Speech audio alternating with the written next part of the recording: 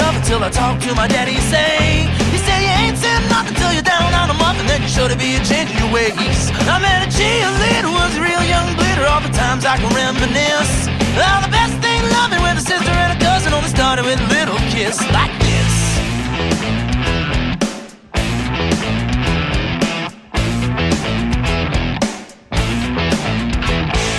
See you start swinging with the boys in the school, with your feet flying up in the air, singing hey diddle diddle with the kitty in the middle. You'd be swinging like you didn't care.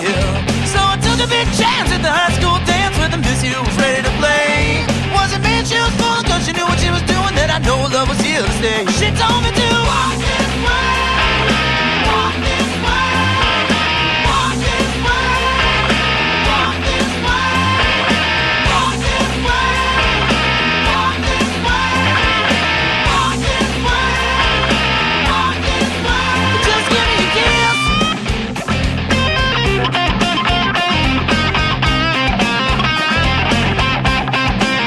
Like this.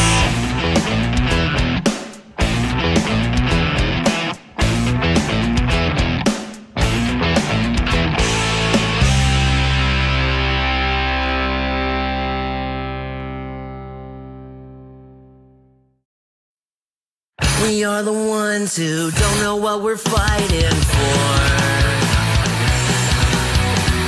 Give us a gun and send us all off to war.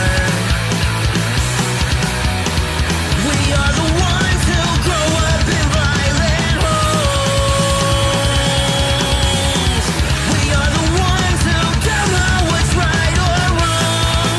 I know, I know. We are the ones, we are the ones, we are the ones who are born into war. We are the ones, we are the ones, we are the ones who just don't give a fuck no more. No more. We are the ones who don't know why we're losing score. Give them a badge so they could send us to the morgue. Yeah, we are the ones who are scared to walk out the door. We are the ones who don't know what we're dying for. I know, I know. We are the ones, we are the ones, we are the ones who are born into war. We are the ones, we are the ones, we are the ones who just don't give a fuck now.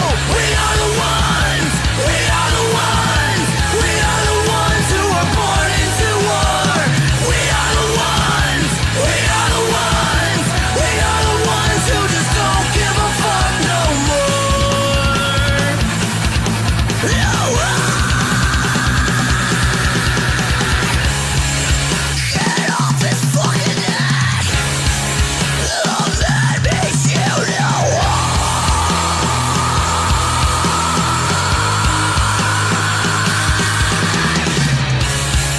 he can't fucking breathe. So that makes you know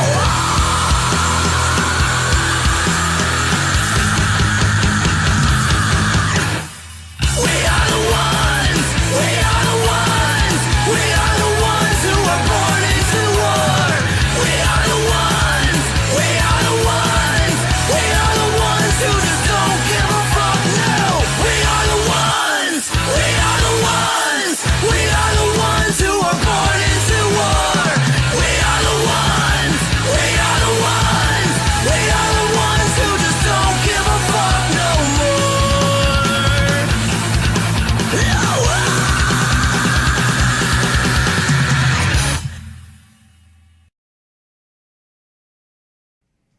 Warning. This podcast features adult subject matter, adult language, and things not meant for children to hear. Viewer discretion is advised. You've been warned.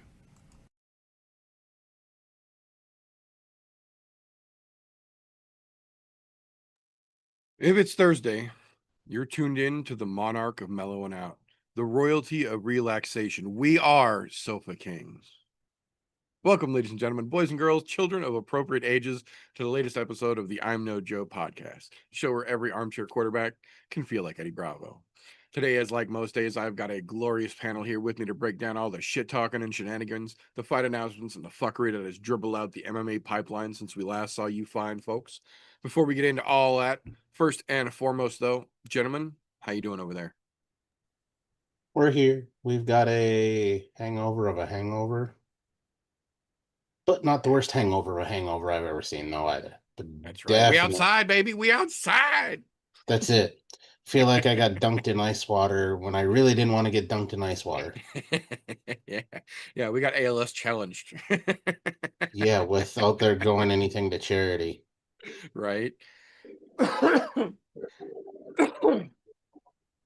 you doing over there, Cheech? Doing pretty good. Glad we get some fights. Just don't like that they're early day fights, but Yeah, I know. should be some fun ones in the mix. That's my biggest issue as well. 10:30 in the morning is too fucking early on a Saturday, god damn it. But it's Damn fights. right. And there's plenty of them, so You can tell who the daywalker is here.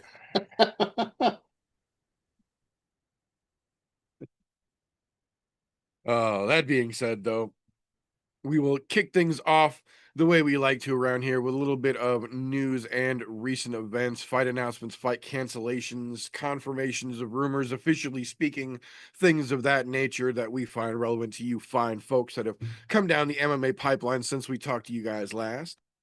The first one, again, this week, unfortunately, ties back to some bullshit that went down during last weekend's card.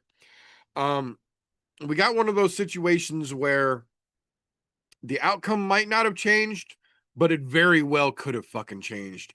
In the Ange Lusa fight, in the end of the Ange Lusa fight, he gets hit with a shot from Phil, and his mouthpiece falls out, and it bounces across the fucking canvas. The commentators see it and mention, oh, there goes Lusa's mouthpiece. Lusa points down to his mouthpiece and looks at the referee, who is not looking at the mouthpiece, who is looking at Phil. Phil proceeds to charge in. You fight until the referee stops, so technically he's doing what he's supposed to do. Lusa's trying to get the referee's attention to let him know that his fucking mouthpiece is standing on the ground, to the extent that at one point the commentators say the referee just almost stepped on Ange Lusa's mouthpiece and still hasn't seen it. He hasn't looked down to acknowledge the fact one of these fighters is going without a goddamn gum shield and you almost just fucking walked on it. Needless to say, if you saw how that fight played out, the entire final series of that fight where Phil is just letting fucking go, giving everything he's got, the reason that he fucking did that is because he, like the rest of the world aside from that goddamn referee, watched the fucking mouthpiece come out and bounce across the goddamn canvas. So he knew homeboy had no mouthpiece, susceptible to a knockout easier, not to mention it's gonna hurt more when he gets fucking hit, so he teed the fuck off. The referee apparently never fucking saw the mouthpiece, and Phil gets the fucking W. Lusa takes the fucking loss on what I am calling some fucking bullshit. I wasn't happy when we learned that the ground stomps were illegal, but full-on axe kicks are good to go last week. This week, referee incompetency is on the rise once again. That was not the only mistake I made last weekend. That was just the biggest one that stood out to me enough to make fucking notes about it here to talk about it tonight. So there has got to be some way for someone outside of the athletic commissions to be able to hold these fucking referees accountable. I get that, you know, a while back we had one that was egregious and the UFC got the guy pulled from the rest of the card during the event.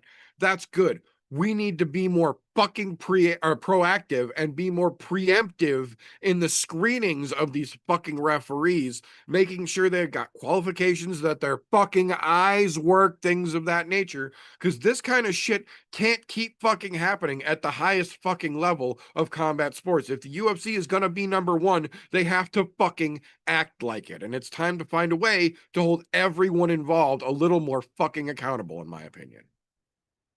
Won't happen, but it would be nice. That being said, we got a small spattering of fight announcements here I want to run down real quick. The first one, UFC 317 2 weekends from now. Yeah. Or weekend and a half, however the fuck that works out. The end of the month, UFC 317 International Fight Week. Peyton Talbot stepping back in, taking on Felipe Lima. Very interesting matchup here. Time to see what Peyton Talbot's time off has helped him do or not. The next one, next month, July 26th, the UFC Abu Dhabi card. Got an addition to it yesterday. Based on previous statements from all parties involved, I can only assume that they backed the fucking Brinks truck up to Aaron Pico's backyard and just filled his pool with $100 bills, because he said previously the UFC initially came at him offering him the Movsar Evloev fight as his debut, but they couldn't agree on a dollar figure. I say, rubbing my fingers together for those of you just listening. So Pico was signed to the UFC without an opponent initially. Well, they seem to have changed that fucking thought, because now in Abu Dhabi, it will in fact be Aaron Pico making his UFC debut against Movsar Evloev in Abu Dhabi. So it's the fight that everyone assumed was going to be made, and now it turns out it actually is going to be made. And after both Dana confirmed that they did offer that fight to him initially, and he didn't like the dollar figure attached to it, and then Aaron said it himself in an interview, for this fight to have then turned around and been made, good for Aaron. Good for Aaron is what I will say. After seeing what happened with Patchy Mix, good for Aaron. Secure that fucking bag just in case the fucking unthinkable happens. That way you're covered. At least, unlike a certain duck, Aaron Pico's willing to take that fucking chance. So we'll find out what Aaron Pico's got to offer in just a couple of weeks. I'm very excited for that either way. August 16th, UFC 319 in Chicago got a trio of very interesting fights added to it this week. The first one, Bobby Green taking on Diego Ferreira. That is going to be a fucking glorious car crash for as long as it lasts. If Diego minds his P's and Q's, he can make this real interesting.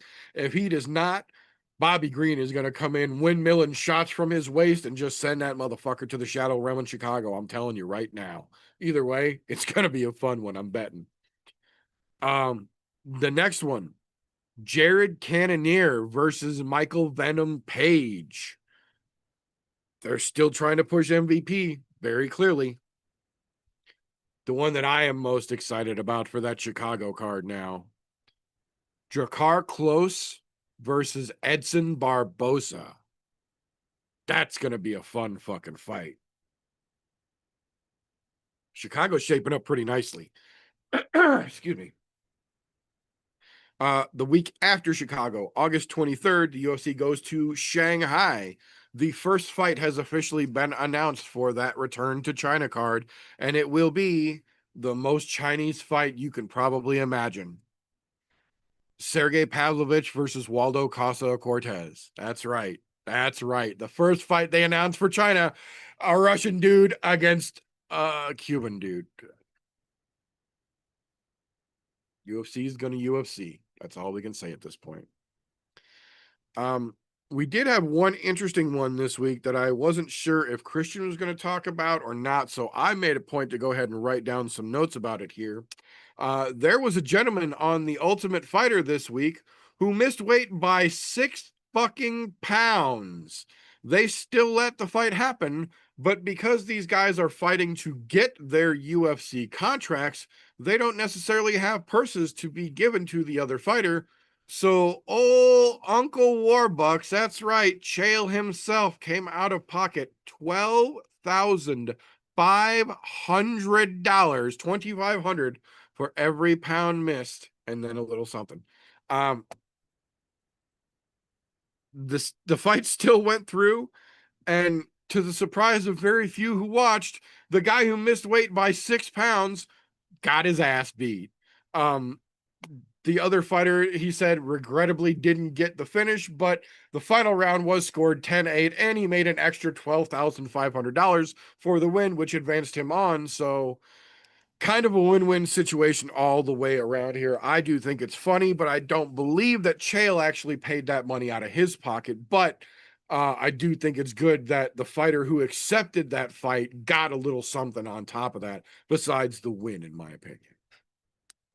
Well, yeah, because he could have took the automatic forfeit and went through to the next Could have round. walked right on. Yeah, we could have had a He bye did round. what he was supposed to do, which is you go out there and prove you deserve to fucking be there.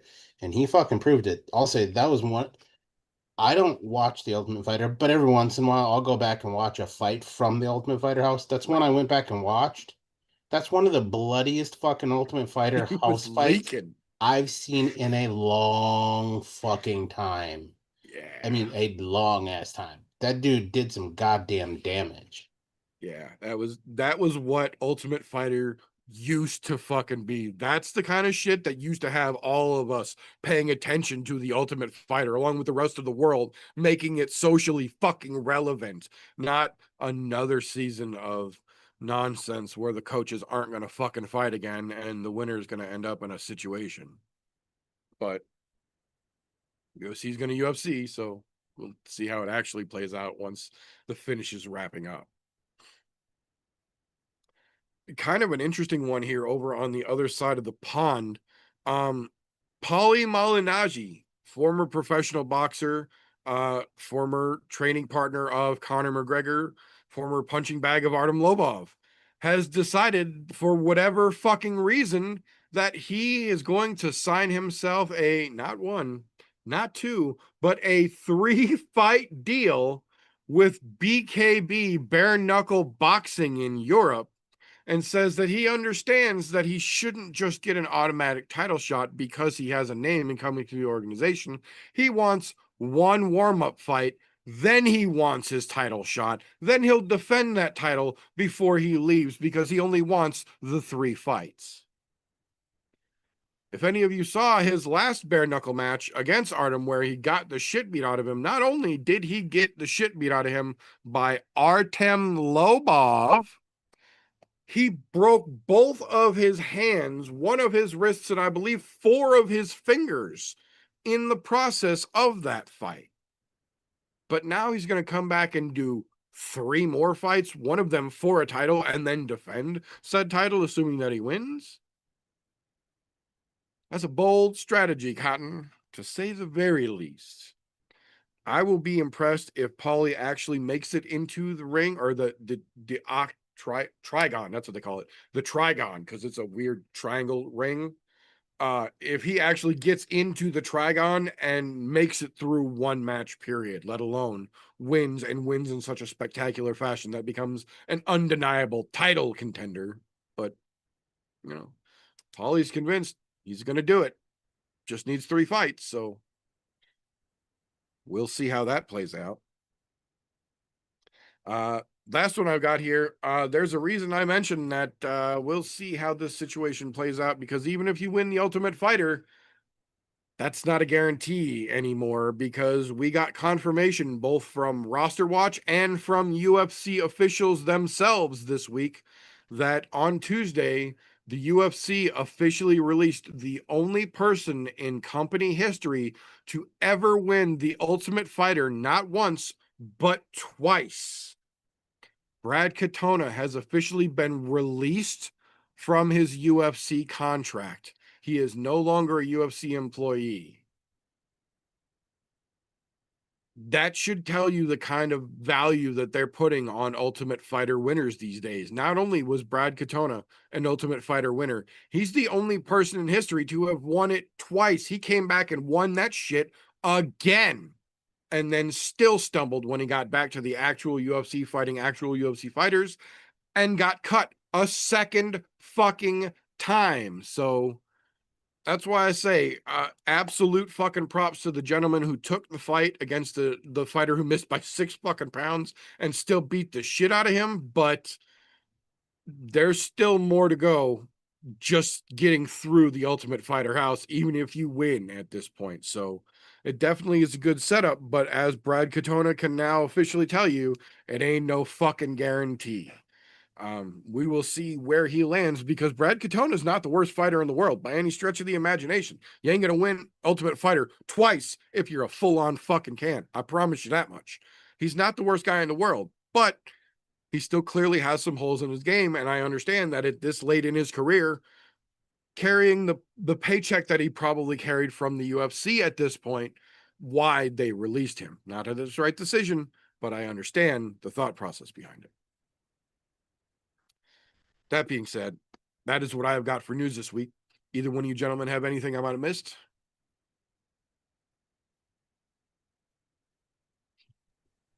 Not All a right. thing. Well, in that case, that'll bring us to the point here where if you've been watching combat sports as long as some of us have been watching combat sports, you start to know what you like to watch, when it comes on, what the easiest way to watch it is, and you start to develop these metaphorical blinders. You'll lose the punchykicky forest for the trees, if you will. Luckily for us here on the show, we've got ourselves a bona fide young person who's out there ever so diligently and ever so delicately fingering the pulse of the MMA world to help keep us abreast of all the names that are going to be names before they are names in a little segment that we call Slow Scans and Contenders. Appreciate you, brother. Like always, start off with the trash. I mean, we've got some fun fights. I got some fun fighters to touch on here in a minute, but get rid of this trash real quick. The heavyweight fight for sure, man. Muhammad Usman versus Hamdi Abdelwahab.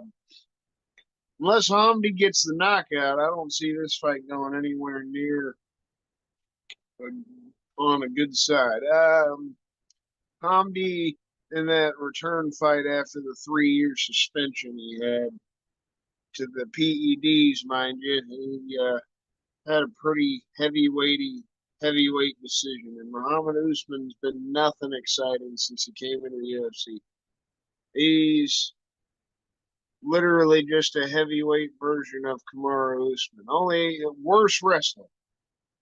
Then that's a horrible example, especially at heavyweight. We're gonna get a pretty bad scene in that fight. I feel like you could throw both of the ladies' fights in there: Mullins versus Zelianakova and Alexieva versus Segula. I think just all 4 of those ladies are pretty questionable. It's just kind of throwaway fights, and I don't think there's going to be anything entertaining coming out of that.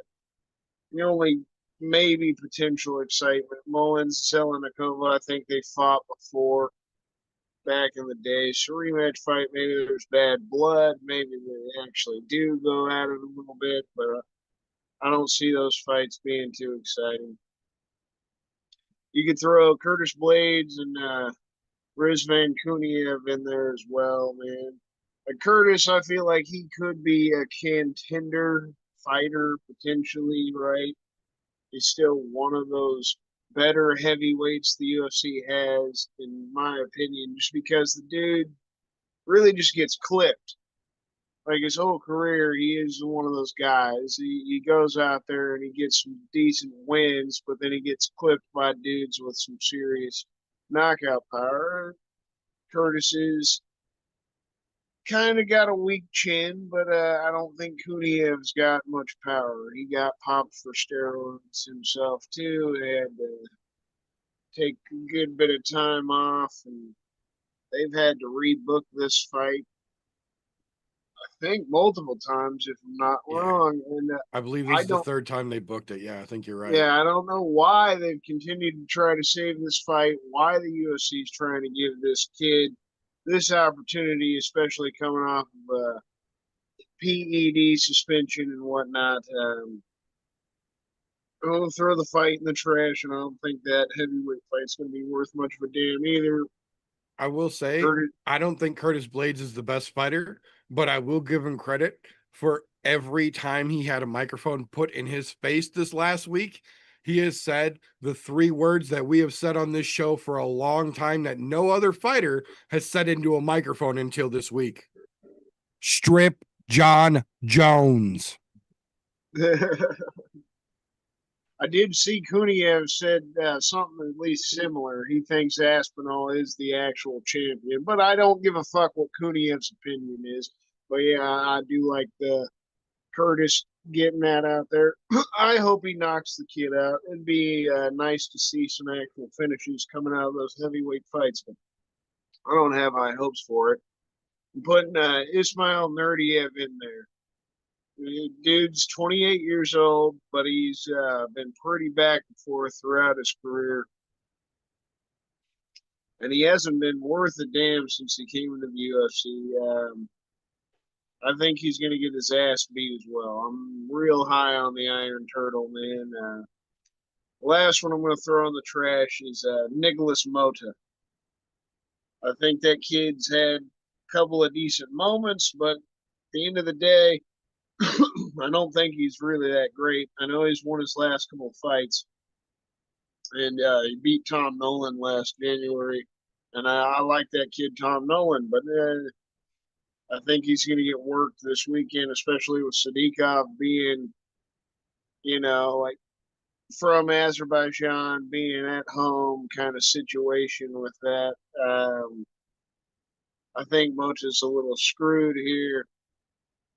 So I'm going to throw him in the trash. You got a contender fight. I'm going to throw this fight in because I feel like it could be entertaining, but at the same time, it's disappointing. We were supposed to get Kyoji Horiguchi getting back into the UFC. He was supposed to be taking on Tagiru Lembekov. Kyoji getting injured. Short notice, fill in with Ozzy Muxum. I feel like this fight can still be pretty entertaining. I think Muxum has some potential, he's looked okay since he's come into the UFC. And Tagiru Lembekov is an okay fighter as well. We'll see how this goes. That's where it's kind of on the fence. This could be a snoozer fight. It could be a little bit entertaining between those two guys. Don't put Fiziev as my guaranteed contender, though. He's been on a little bit of a rough patch, had the injury, lost his last couple fights, just engaging and shit. But he's been exciting since he came into the UFC. Dude always goes out there and throws down, having the home situation as well, being in Azerbaijan. I think he's going to take full advantage of it. And then the fight as a whole is going to be exciting as all hell, like you boys were mentioning earlier on. This is probably one of the most exciting fights we're getting with that co-main event. Fiziev has a opportunity, even if Bahamut is just cracked into the rankings, to still make himself look really good here if he goes out and gets himself a nice win, has a good performance. So put him in the contender spot. Actual contenders to look forward to. Iron Turtle, mentioned it. It was really awesome. Ariel Helwani had him on his fucking show earlier this week, did a little interview with him. It was pretty hilarious, if you ask me. The biggest thing I took from it is the guy really likes to drink. Ariel asked him if he ever got to go to South Korea, got to meet him, what would they do? What would he like? Take him around, try to show him. And he actually spoke some English a little bit. He said, "Fucking drink." He would just want to fucking drink. That's it. So the dude was surprised apparently that he has a ton of fans. At this point, has a strong fan base, and there were quite a bit of people asking for a couple of years at this point for Ariel Helwani to get him on his show, try to get an interview with him and shit, and surprised the Turtle. I know we've been fans of the Turtle. I know he got kind of fucked as well in that Andre Muniz fight he had. Should honestly be in the rankings, getting himself bigger fights at this point. But I'm excited to see what he does here this weekend. Nerdiev, like I mentioned earlier, is not the greatest. He's been a back and forth fighter. I feel like Park's going to show it to him. You got the co-main event, a fun-ass fight in general, and Bahamundes is the true contender. I like this kid. He's been on a tear. He's probably twice as tall as fucking Fiziev, it feels like. He's going to have some serious advantages, and Fiziev being on the fucking losing streak, even if he's at home, Bahamundes can really work himself up into some exciting fights if he gets this win this weekend. Bogdan Grad, I think he's got some potential. I like it, the kid. He goes out there and scraps at least. That fight on the Contender Series in his debut were pretty fucking exciting. And that fight as a whole, him against Muhammad Naimov, I feel like it's going to be entertaining. It's going to be a little back and forth. Grad's going to make it gritty. Excited to see what he does. I talked about Sadikov a little bit ago. I think he's going to put on a show against Nicholas Mota. I'm excited to see what he can do. The dude's looked good since he came into the UFC, busting up our boy Evan Elder and had himself a couple other decent fights. Things have gone weird for him, though, as well in some of those fights, like doctor stoppages and shit like that. We'll see how this one goes for him. Really excited about this fight as a whole. Tafiq Masaev making his debut against Miktabek Oralbai. I think that fight has got fire written all over it. Even if Musaev's a little bit older, I'm excited to see how he shakes out getting into the UFC here. I think it's still a cool pickup for the UFC. But we've seen a lot of these guys, they've been acquiring from different organizations over the past couple of years at this point. Haven't made good debuts. The only one that's worked out is Kayla Harrison. She's now a champion. Everybody else that's coming to the UFC, in all honesty, looked like shit. Chandler was kind of the first one. He's only won the 2 fights. He's like 2-7, literally, since he came to the UFC. Michael Venom Page has looked lackluster. Obviously, Patchy Mix had the really fucking shit the bed performance a few weeks ago. So, getting to that point, it's kind of worrisome. These dudes coming in the UFC, how are they really going to look? How is Tafiq really going to look, man? This isn't even a hugely difficult fight, in my opinion. Oralbai is just kind of exciting and well-rounded. He's looked good since he came into the UFC, but I feel like Musaev should get this one. Like, there's no question, but we'll see. It's looked rough for these dudes making their debuts, but I'm excited for that fight. You got Oben Elliott. I'll throw him out there. The kid's looked okay since he came into the UFC. You start getting some finishes together, that'll really start fucking making you look good. Calling himself the Welsh gangster, trying to kind of take a Chael Sonnen Jr. approach to the career.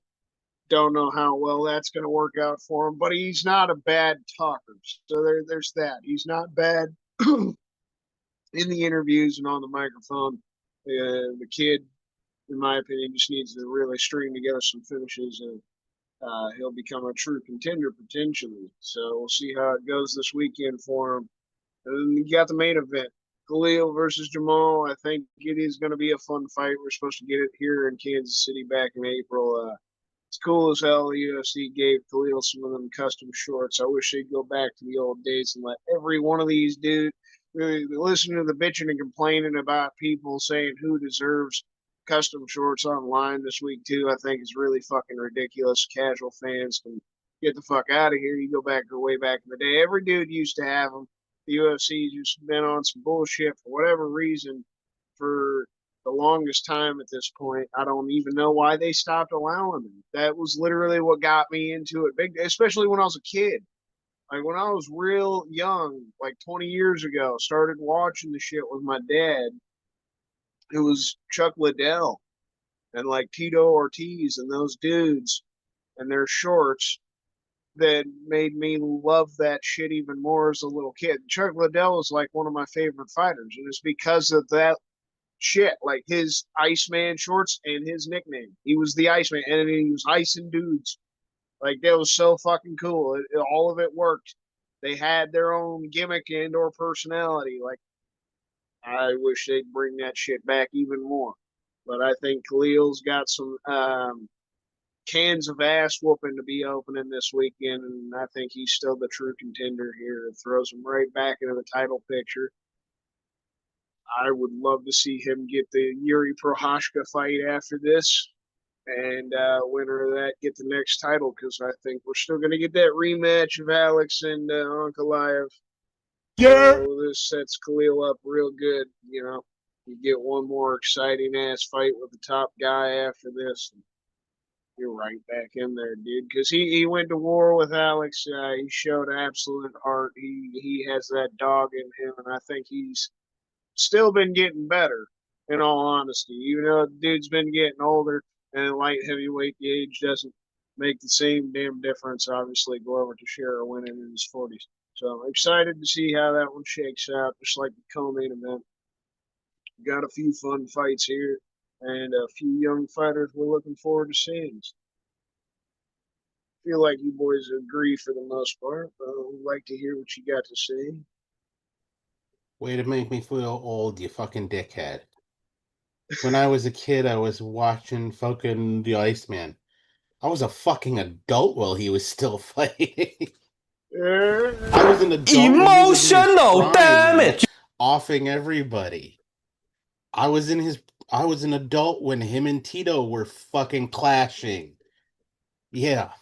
God, it make me feel fucking old. It wasn't that goddamn. Hey, I'm just being honest, man. Those were my dudes, like BJ, fucking Forrest, Chuck Liddell. All those dudes were the dudes, man, that brought me into it whenever I was a fucking handful of years old. When I say I'm 29 now, it's been a minute. When I say I was a kid when I got into it, I mean the likes of Hoist Gracie, Ken Shamrock, Dan Severin, those kind of fucking guys. So I guess, yeah, I'm fucking aging myself a little bit, but god damn it, I can't say the Iceman when I was a kid because I wasn't a fucking kid. Anyhow, to start out, I'll say it. The entirety, almost the entirety of the prelims can go to the trash. Almost the fucking entirety. There's only two exceptions to that, and one is the Iron Turtle. You're 100% right on that. We are all on board with the Iron Turtle. He did get fucked in the decision loss, in my opinion. And Oban Elliott, I will also second. That kid has some potential. I'm not saying he's going to be great yet, but he's showing some decent potential. And being as he's young, he's got a lot of ways to continue to get better, and he's got time. As long as he doesn't take any fucking really bad knockouts. And that can happen at welterweight because they're big enough to do that. But he's looked good so far. But the rest of that card, those two lady fights, Mullen and Zelenikova, that's fucking terrible. That's literally scraping the bottom of the barrel. Oh, and since we're in Azerbaijan, well, let's grab another Russian girl who's terrible, Alexieva, and we're going to put her up against another terrible fighter in Claudia Segula. The only thing Claudia is bringing to the table is gratuitous ass shots. I'll say it. I will be that guy. That's it. The rest of them, as a whole, they're terrible. I can't root for any of that. None of them have shown anything. I mean, Segula got knocked out in her first fucking outing. Melissa Mullins has looked like shit in every outing she's been in my opinion. Oh, I'm sorry. She's got 2 wins, but they're fucking over one, a Segula who got knocked out in her inaugural fight, and beating Alex Kiva, who shouldn't be in the fucking UFC at all. And Zelenziakova, well, again, another fighter whose fucking only fucking win is via a decision against Dolores Rednon. Guess what? None of those girls have a snowball's chance in hell at making it anywhere near the rankings, in my opinion. None of them. They're all fucking terrible. Oh, oh, I have to go against you on this one. The opening fight on the fucking card, Muhammad Namaev and Bogdangrad. I don't see Bogdangrad as being an up and comer. Unfortunately, I don't. He, I just, I don't think he has it to be good in the featherweight division. That's a tough fucking division as a whole. There's a lot of good fighters at the top, and right now he's scraping the bottom of the barrel just to be here. And Moev, like you said, they just been meh. Nicholas Moda, another one of those. I can't even tender the kid. He's had a few flashes where, oh, it looks like there could be something, but for the most part, he's shit the bed. This is just a chance for somebody from Azerbaijan to style on him, and they're gonna give fucking Nazim Sadakayev a fucking shot to just go out there and show what Azerbaijan can do in the octagon. Congratulations to Azerbaijan. They literally threw you the slowest softball pitch they fucking could. Orlabai, he's definitely on the contender watch for me. I still think that dude has a lot more potential than what we've seen out of him, and he's looked fairly decent. I'm not going to say great, but I think he's got more potential in him. Feet coming in on his first fight into the UFC, that's a tough draw at lightweight. I'll say it. For a guy who's already been here for a while and has looked decent, that's a tough draw for Feet coming in. Unfortunately, Azerbaijan's going to get a nice, easy, slow pitch where they get a beat on Nicholas Moda, and then they're going to get a fucking fastball coming back the other direction. Well, I won't say a fastball. I'll say a fucking changeup, because there's a chance they could hit it, but it's still a slim chance. I had no love lost for Curtis Blades. He is a contender through and through, because either he's going to do very well, or he's going to get knocked the fuck out. There is no happy medium with Curtis Blades. And to his credit, yes, strip John Jones. 100%. Every other fighter who is afraid to say it, fuck right off. Everybody knows that bitch is just not going to fight. He's going to hold that out. I say let fucking Tom Aspinall fight somebody else and call it a unification as soon as that bell rings and fucking remove the belt from Jones. That dude is opposite. At this point, he's lost every garner of respect a champion can have. Just for being a champion. Not for the kind of person he is. The kind of person he lost all that respect a long time ago. But as far as how a champion should act, champion should defend the belt. Go listen to Volkanovski talking about him. He should be defending the belt. That is your job as the champion. Not the, my pussy hurts. I've got sand in my vagina, so I can't fight Tom Aspinall. I think I'll just retire anyways, because it's not worth my time to get the sand out of my vagina and actually go and take the L.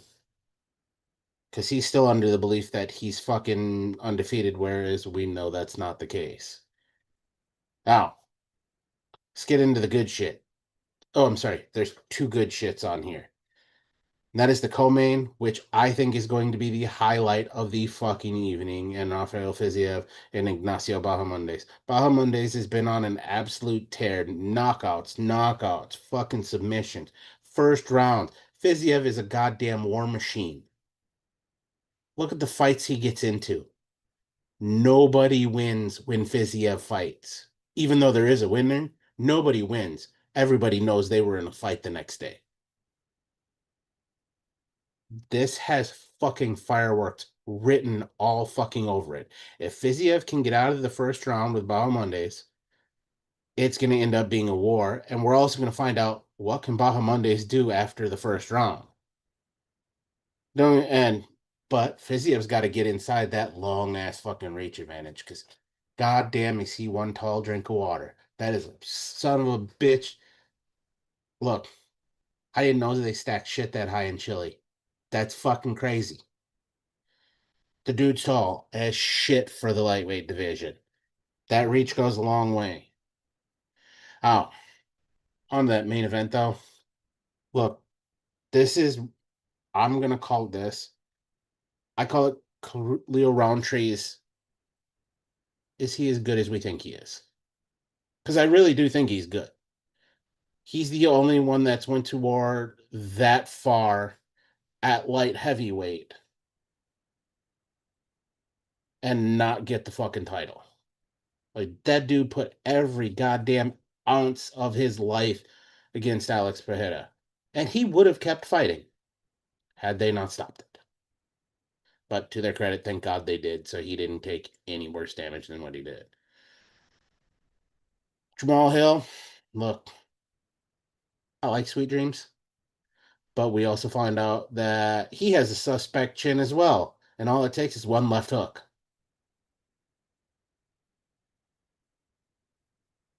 There's going to be a war of attrition in this fight, and to be honest, I think Khalil has a lot more of that attrition available to him.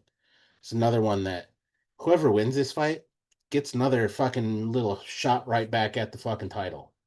Somebody's going to get one more fight where they're going to probably have to fight Yuri.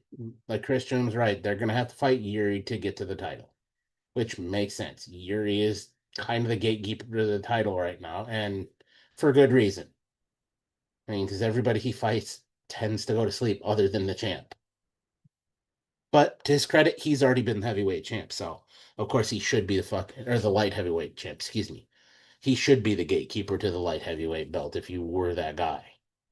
Not to mention, he's the only guy who actually will give up the title to not hold up a division, unlike some other fucking cocksucker out there.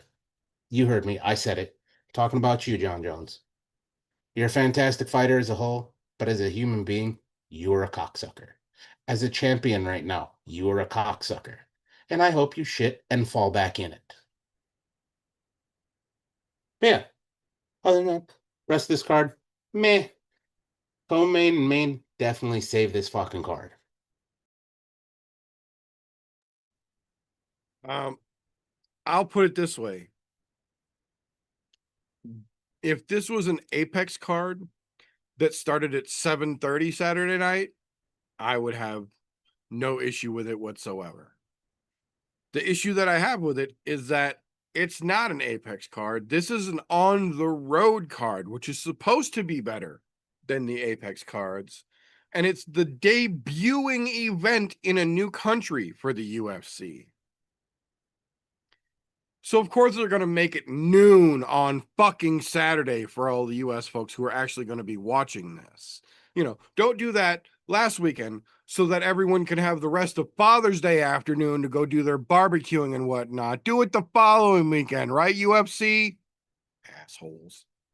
No, this fight card starts annoyingly fucking early is my biggest problem with it. This is very much a UFC fight night hangover card. They're on the road, and the place that they have gone to, they have filled the card predominantly with people either from that area or with ties to the region, like they should do whenever they get the fuck out of the Apex, like they don't do enough. The problem is, unfortunately, there just aren't a lot of top talent at this point in the UFC from that region. There are a lot of fighters from that region, as you'll tell if you look up and down the fucking fight card here. There is Azerbaijani flags all up and down that bitch, but not the biggest names recognizably. There are some very interesting fights. I'm curious to see the opening fight. Can Hamdi actually show he's more than just an allegation that got him suspended? There's a couple guys that have to fight that same battle. The difference with Hamdi is that he's got a little bit bigger of a profile than some of the other guys who are fighting out from underneath that shadow right now. And for better or worse, he's fighting against a guy who's starting to have a name of his own right now. Not that he's earned it through, blood, sweat, and tears, but Mo Usman is starting to become a recognizable name in the heavyweight division. If Hamdi can show up coming off of his bullshit and clean that fucking problem out, that could put him back potentially on the track that he was on before all this shit happened initially. The other side of that coin is that if he gets run through by a fucking soup can like Mo Usman, it's just going to solidify that the only reason he ever did anything was because he was on the fucking sauce, and he might as well fucking retire Saturday evening because he's never going to make it anywhere at any point for the rest of his fucking career, period, if Mo Usman runs him over. I'm calling that right fucking now. That being said, I agree. This is a pair of probably the least entertaining ladies fights the UFC could have made. This is absolutely 100%. These fights are here because of the ties these ladies all have to this region. Now, if you do want to watch good ladies fights, don't wait till Saturday, because tomorrow evening on LFA, Bea Mosquito versus Sierra Dinwiddie for the ladies bantamweight belt in LFA. How often do you see a 6'1" bantamweight lady? Not very fucking often. That's going to be a great ladies MMA patch for the weekend. I'm telling you that right now. But that being said, Iron fucking Turtle. I don't care if that man is competitive barbecuing.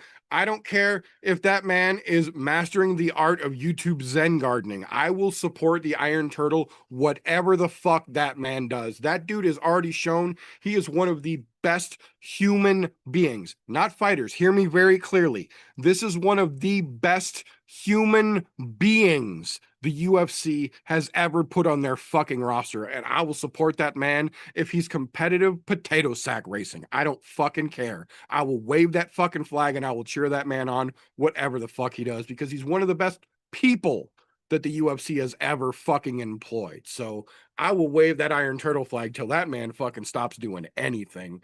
That dude is always fun to begin with, but he's a great person, and we don't have enough of that in the UFC. The Welsh Gangster could be fun. We don't really know yet because he keeps ending up in matches like this, where it's not really the highest of stakes. They're not throwing him against, high competition at this point. And I understand they don't want to throw him to the wolves, but at the same point, the dude's talking the talk. Time to see if he can lace the shoes up or if it's time to send him back to the fucking regionals at this point. Like, take the fucking training wheels off. Let's see if the boy can ride or if he just looked real good because he had a hand holding the fucking seat behind him. Could be fun. I'm not convinced yet, though. I will say this. I don't think Nicholas Mota is going to win this weekend, but I will tip my cap to him for being the only person that I have seen give Brad Tate shit for not being in Azerbaijan for this card.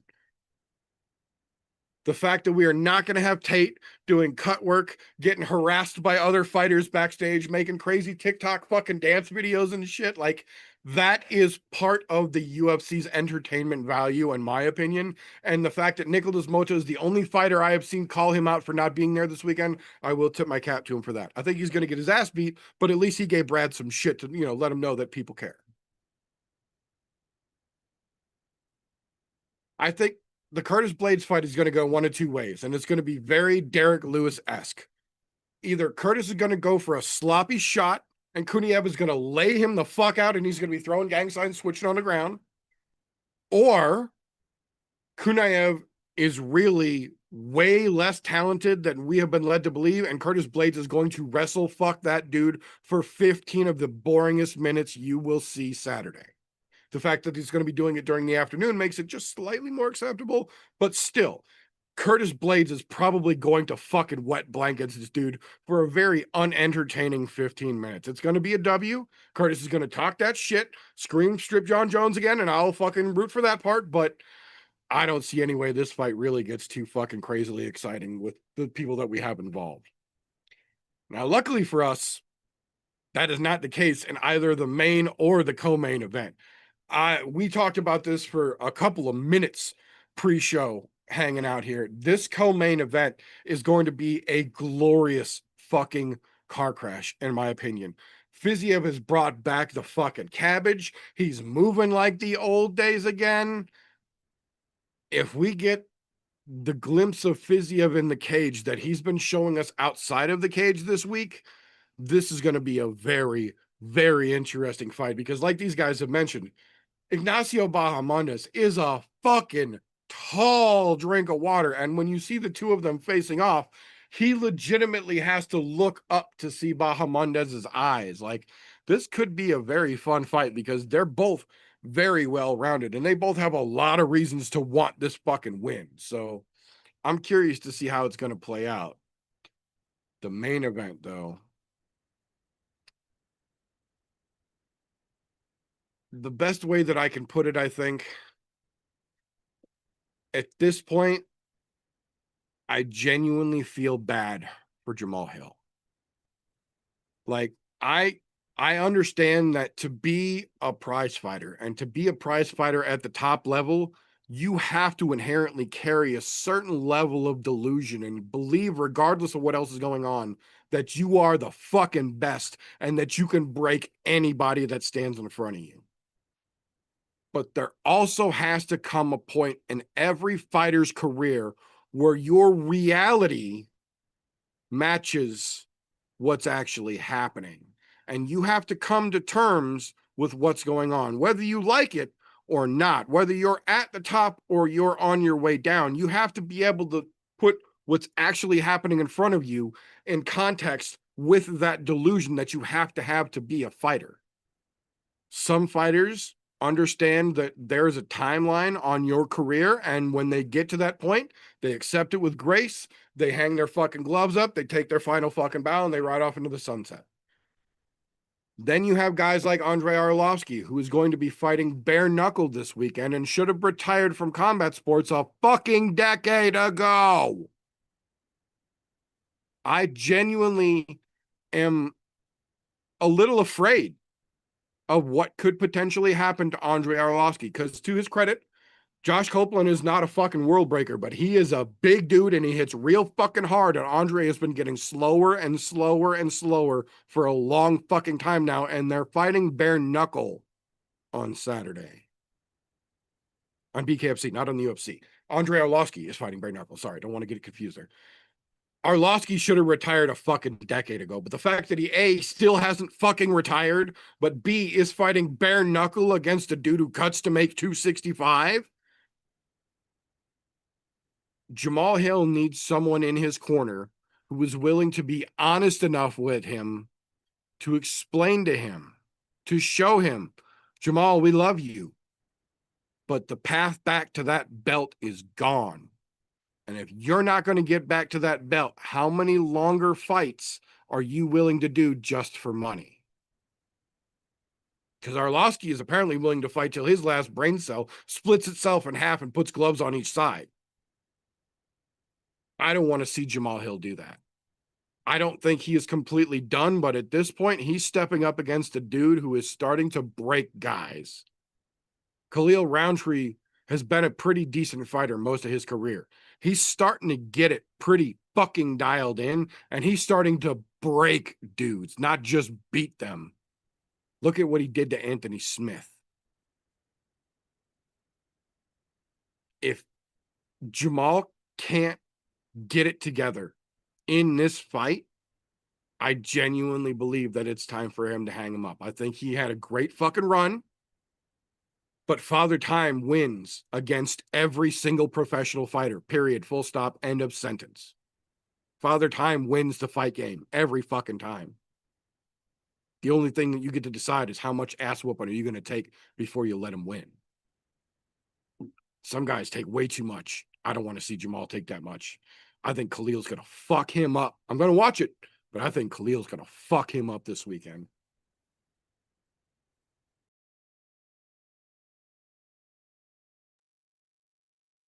Yeah, I gotta agree with you, especially there at the end there, brother. I think Khalil, like I said, he's the true contender. I think some cans of ass whooping are to come for Jamal. And streak that he's been on just continues. See how it shakes out. I appreciate both you boys. Thank you very much, sir. So that'll bring us to the point in the show where we're the only segment we have that actually requires its own individual disclaimer. So, if you will, Tapology.com in no way, shape, or form supports, sponsors, or endorses the I'm No Joe podcast. Yet.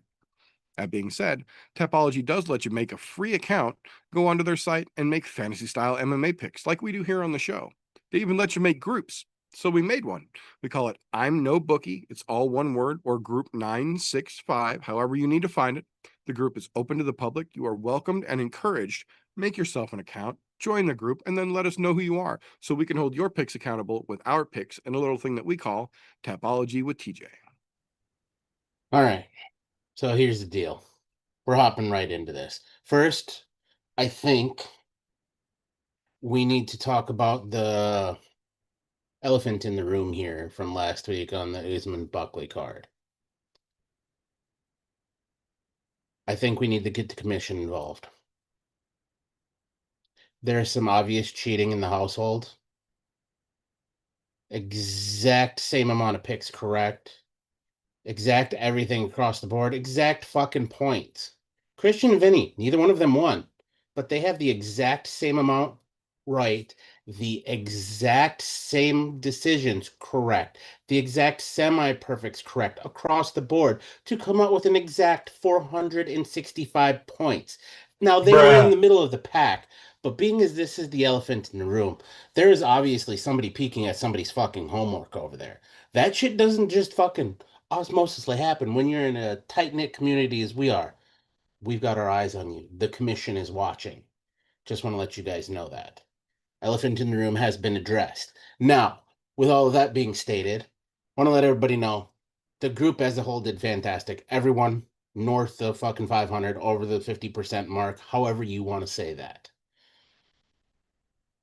Meter's trying to make himself a comeback. Took that top spot. 9 to 13 correct, 590 fucking points. What a fucking blowout there.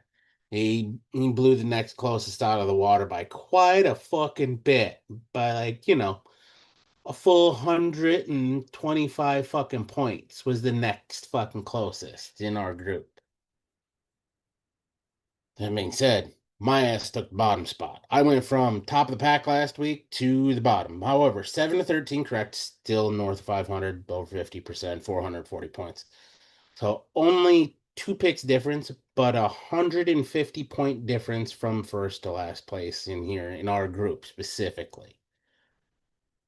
That can cause a big change, big changes in the pileup. So, with all that being said, since I'm done stomping on my own dick this week, I'm going to try to pull it back together for this week. But, who knows? Strange things happen. I did make some really off-kilter picks for me last week. So, that's on me for making those.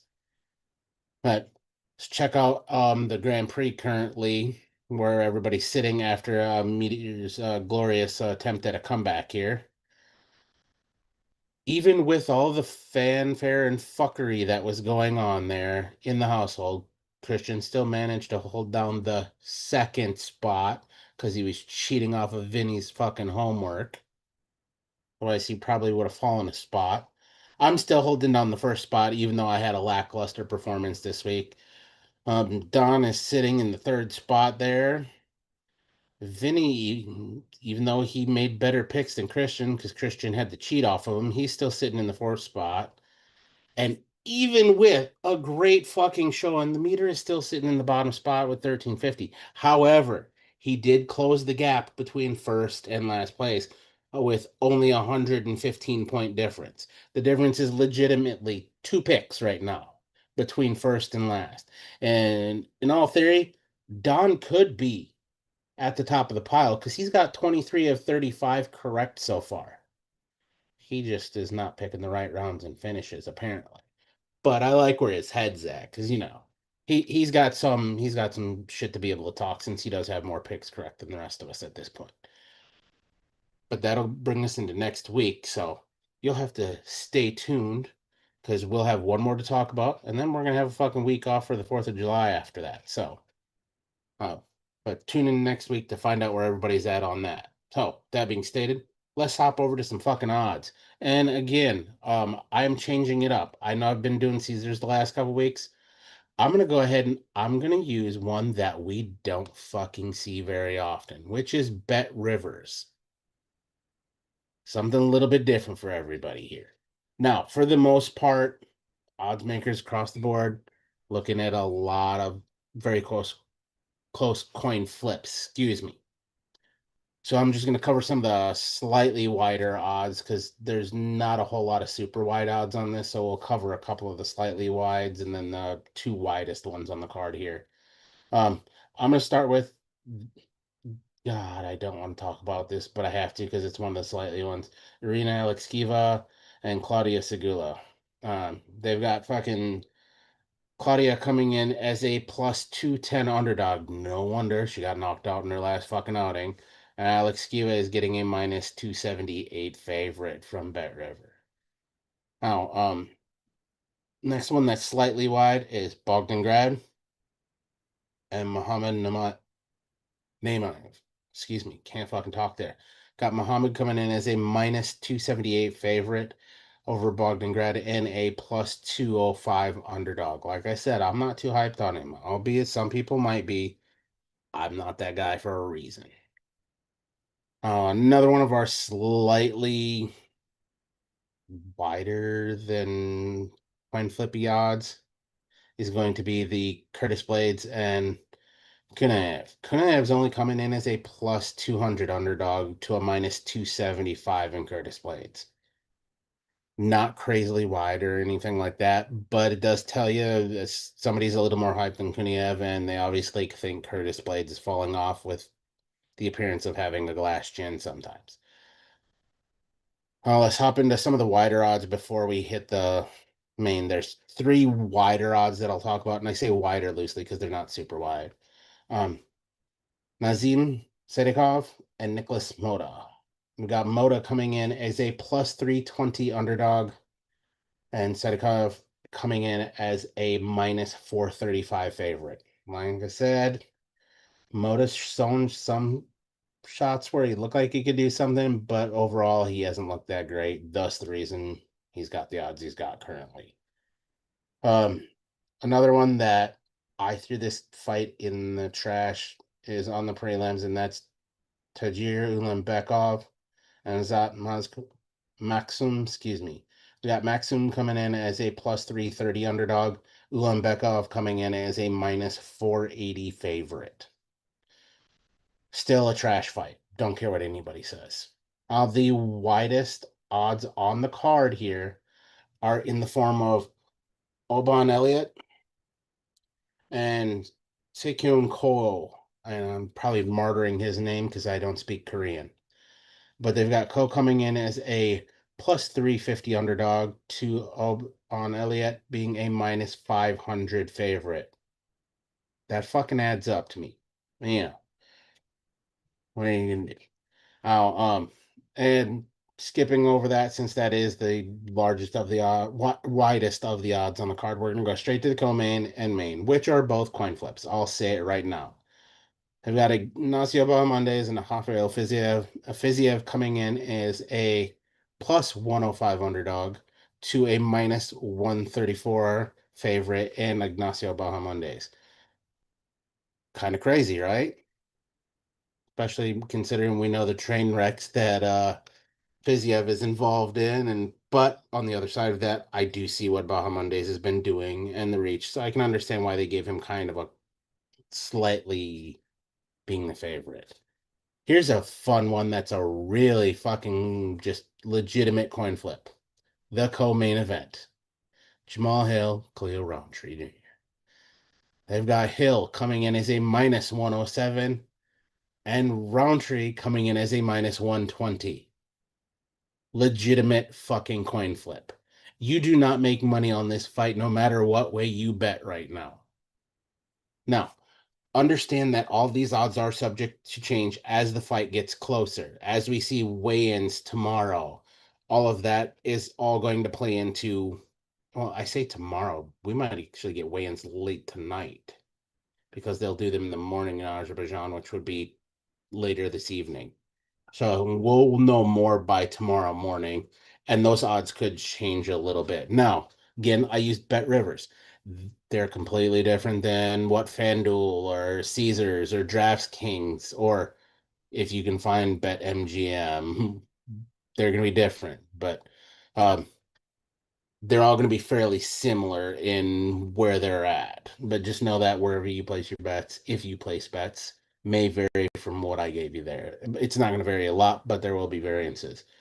But no crazy wide odds like we had last week with like I think there was what a minus 2,000 on the card last week or something. So just know that none of that is gonna change anything here because there's nothing super crazy. See, you're not gonna see any of those odds get super wide unless somebody egregiously misses weight or something like that, or looks like absolute dog shit coming onto the scale. That's the only way you're gonna see a lot of these change a lot. But make some smart picks, and we'll see where you sit next week. Oh yeah, and I forgot to mention earlier. I know you bastards like free shit. All of Tapology is free to create an account. It is free to join any group you would like. I know you guys like free stuff, otherwise you wouldn't be watching us. That is, unless, of course, you're a member of the Patreon, which is down below. And if that is the case, we greatly appreciate it. But still, take the time to go get some free shit. You know, just saying. You bastards like free stuff? Go sign up for the free things. Join a group on NoBookie, Group 965, however you got to look it up. If you're going to be a cheapskate and fucking join us and have some fun. Absolutely.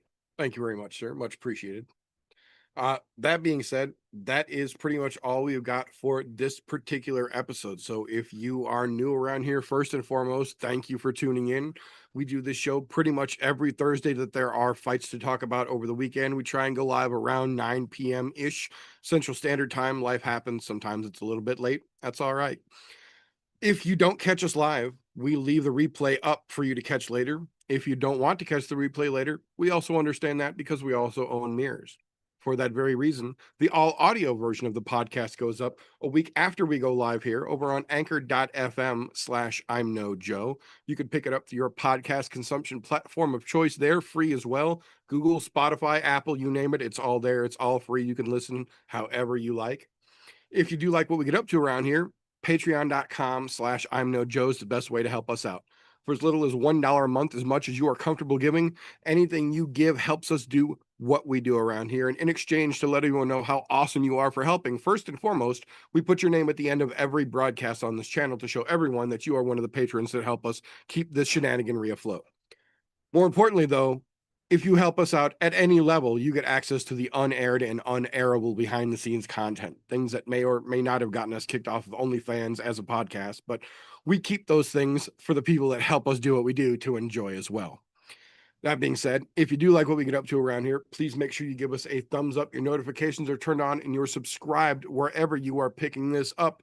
Helps us out more than you might think it does. But on the other side of that coin, if you don't like what we get up to around here, first and foremost, what the fuck are you still doing this deep into a podcast you didn't enjoy? Give it a thumbs down and go fuck yourself. We won't even dispute it. That being said, we wrap things up around here. That's not the end of the fun because tomorrow and pretty much every Friday, this gentleman, wait, no, he's over there. This gentleman, yeah, no, he's over there. This gentleman over there and his other half dropped their podcast, the Slow Bake and Contemplate podcast, over there on Spreaker.com. Links to their podcast and their socials, as well as their channel over on the I'm No Joe Discord server, all down below. Go click one of them, tell them how awesome they're doing. Appreciate you, brother. The fun never fucking stops. Every fucking Wednesday, the best day of the week, hump day. The brother Golf T Vape says his own show on his YouTube channel, Golf T Vape's YouTube. Fucking, you got the Foggy Fairway. I think he took this week off and got himself some rest, but you can expect most fucking Wednesdays you tune in. If you're into the vapes, you need to learn some recipes, mix pop on in. Brother, I'll teach you something, show him some love. Everything that he does should be down in the description as well. Oh yes, you're 100% correct. I did take the day off yesterday But yes, we're back most every Wednesday. Now, I know not next week, but the following week, we're going to have a lot of time off. As in, we're not going to be having a show the first week of July. So, you're going to need some things to do with yourself between now and then until we come back after that. Little birdie tells me the meter does many things. In fact, that same little birdie told me down below there's a couple link trees, linktree / I'm no Joe, linktree / meter does many things. We'll take you to each and every one of the many things that the meter does do to go and fill that time gap. And let me tell you what, there's been a lot of new content out there for you to go ahead and consume. Consume it all, my friends. Consume it all. Thank you very much, sir. Much appreciated. Yeah, this month has been extremely busy over on the other channel. So if you are a fan of the Devil's Lettuce, I encourage you to go hit that link tree and go check that shit out. There is more content dropping this weekend. As a matter of fact, there's actually more content getting shot this weekend as well. So there is constantly stuff going on over there. And currently there's time sensitive content going on over there. So if you're into that kind of thing, go check that out. But if you're not, no worries. We're here to talk punch you bitches in the face, and that's what we do real good around here. That being said, that is all we have got for this particular episode. So thank you everyone for tuning in. We really do appreciate you. Remember, don't let ignorance stop you. You can root for anything. Unless it's, intelligence these days.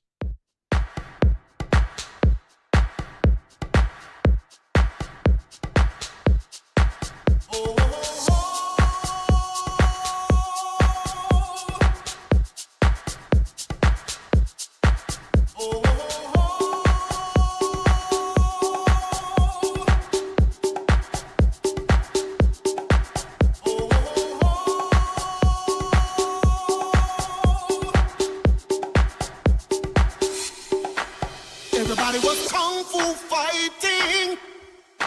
Those kicks were fast as lightning.